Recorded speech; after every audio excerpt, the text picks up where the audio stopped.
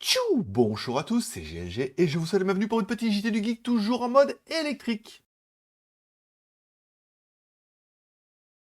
Aujourd'hui, nous parlons d'une étape majeure franchie par BYD dans l'univers des véhicules électriques, ou des véhicules électriques chinois pour notre cas. Oui, BYD a produit son 6 millionième véhicule électrique avec le FCB Bao 5, ou Fengsheng Bao. Cet événement marque une croissance rapide pour BYD, qui a cessé de produire des voitures à combustion interne en avril 2022 pour se concentrer uniquement sur l'électrique. Le FCB Bao 5 est un SUV off-road hybride rechargeable basé sur la plateforme DMO de BYD. Il est disponible en Chine avec une fourchette de prix de 289 000 à 352 000 yuan, soit environ 40 000 à 50 000 $, soit si on prend le taux de change en euros, encore une fois, prix hors taxe, entre 36 000 et 44 000 euros. Pour un gros SUV hybride, ça reste quand même un très très bon prix, même en Asie. Les dimensions du FCB Bao 5 sont de 4 890 par 1970 par 1920, avec un empattement de 2800. Il offre une garde au sol de 220 mm, extensible à 310 mm,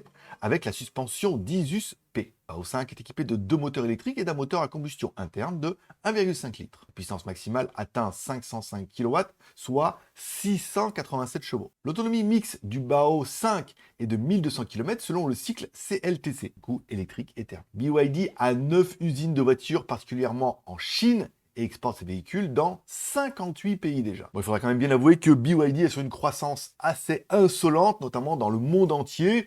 Après, bon, pour l'instant, en Europe, on a déjà parlé qu'ils vont peut-être avoir plusieurs de leurs voitures qui vont être voitures de l'année pour l'année prochaine. Je dirais, n'oubliez pas de vous abonner pour ne louper aucune de nos vidéos sur l'actualité des véhicules électriques chinois. La petite question du jour, comment voyez-vous l'évolution future de BYD dans le marché des véhicules électriques? Moi, je pense qu'ils vont tout bouffer, hein.